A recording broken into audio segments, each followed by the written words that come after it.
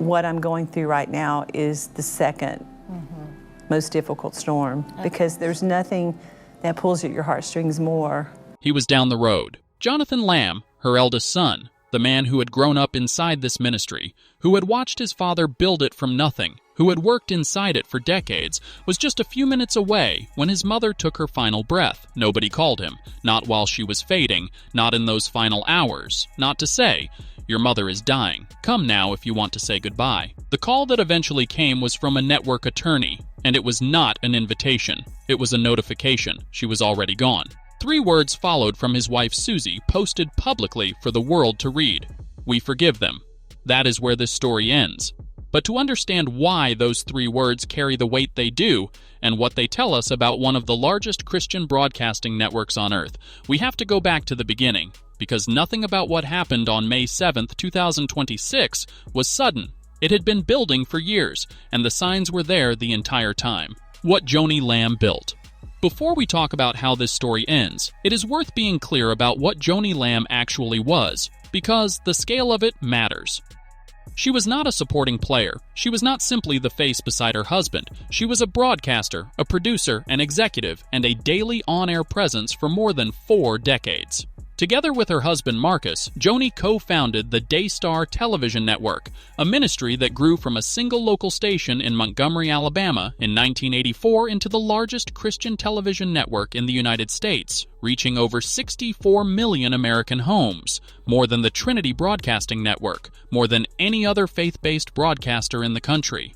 Internationally, the network's claimed reach extended to over 2 billion homes worldwide through cable, satellite, and digital platforms.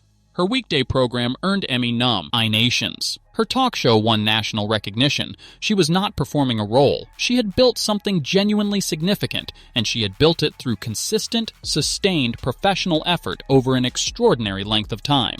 That is the foundation. That is what makes everything that followed so consequential, because when something this large starts to fracture, it does not fracture quietly.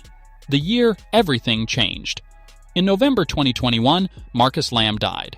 He passed from COVID-19 complications at the age of 64, a death that received national coverage in part because Daystar had been among the most prominent Christian networks promoting unproven treatments during the pandemic, with both Marcus and Joni publicly opposing vaccination. Marcus did not survive his infection. Joni announced his passing live on the network's Facebook stream in a moment of raw public grief watched by millions. She stepped immediately into sole leadership of a billion-dollar institution. Within weeks, a Colorado-based psychologist named Doug Weiss, who had appeared on Daystar as a guest, filed for divorce from his wife of more than 30 years. That divorce was finalized in May 2022. In June 2023, Joni Lamb and Doug Weiss were married. Weiss immediately became her co-host on the network's flagship daily program, Ministry Now, broadcasting to a global audience. Joni described the relationship as miraculously led by God. Her son Jonathan saw it differently, and what followed from that disagreement would ultimately define the final chapter of her life, the fracture that went public. Jonathan and his wife, Susie, opposed the marriage on theological grounds, believing, based on their reading of Scripture, that the circumstances of Weiss's previous divorce made the new marriage spiritually problematic. That was a matter of conscience, but the conflict did not stop there. According to detailed investigative reporting by the Roy's Report, based on documented records and internally recorded meetings that later became public, Jonathan alleged something far more serious. He said that in 2021 he had discovered a male family member alone with his then 5-year-old daughter in circumstances he described as abusive. The individual denied everything. Jonathan and Susie further alleged that both Marcus and Joni had discouraged Susie from going to the police, and that after Joni met privately with the child, the girl stopped speaking about what had happened. Joni denied these allegations completely and publicly. She called them fabricated, a smear campaign driven by Jonathan's frustration at not being named network president after Marcus died. She said Jonathan had refused a formal improvement plan and mediation before his employment was terminated. Jonathan was fired from Daystar on November 16, 2024, the day after the network was first contacted for comment by investigative journalist Julie Roys. Both sides took their accounts public. The Colleyville Police Department opened an investigation. In May 2025, they closed it without charges, citing insufficient evidence, but stated they would reopen if the child made a direct disclosure. Jonathan and Susie did not retract a single word, the departures that spoke for themselves.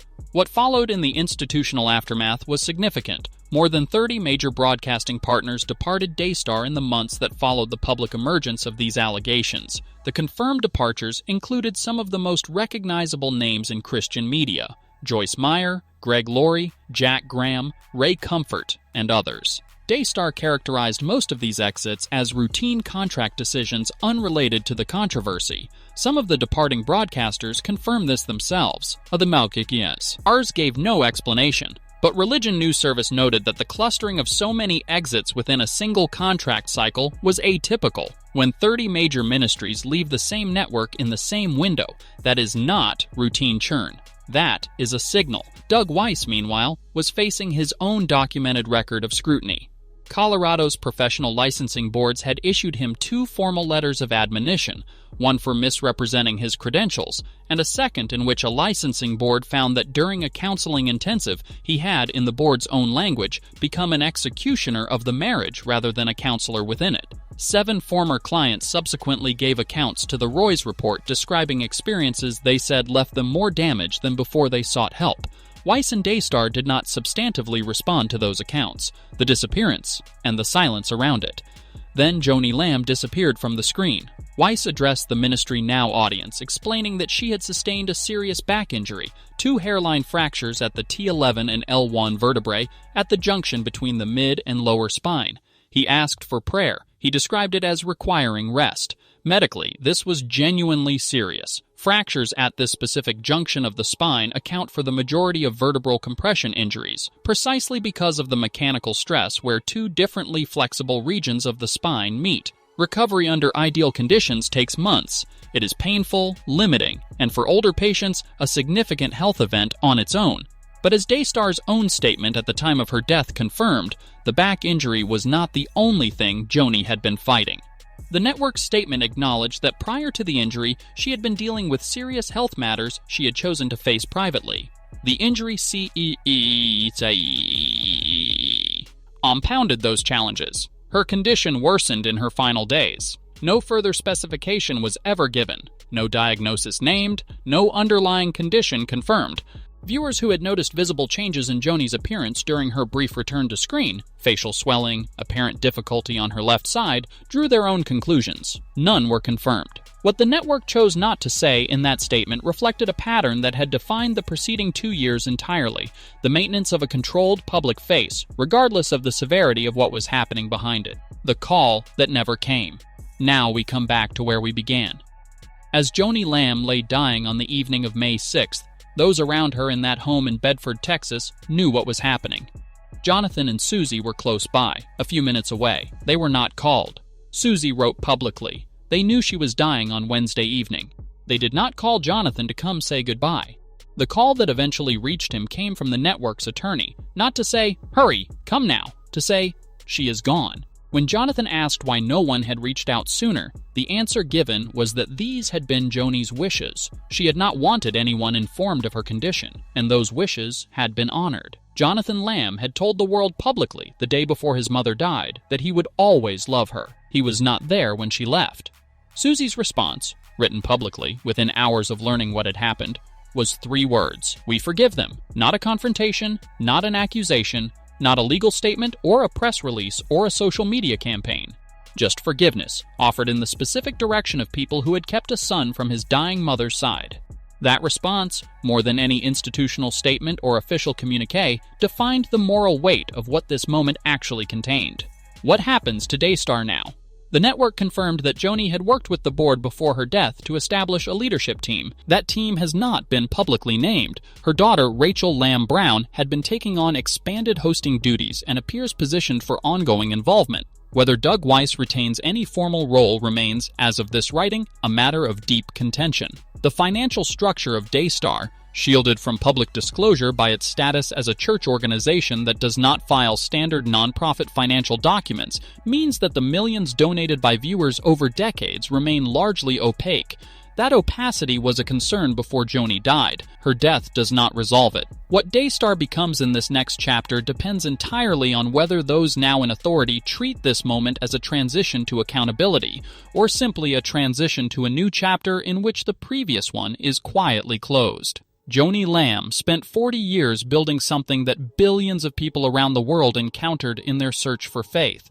That is real. That matters. It deserves to be said clearly. She also presided over the most damaging institutional crisis in Daystar's history. She fired her eldest son from the network his father built. She chose not to disclose her health situation to the audience that financially sustained the ministry. And she died without reconciling with the child she raised, who was just down the road, waiting for a phone call that never came. Both of those things are true. Neither cancels the other.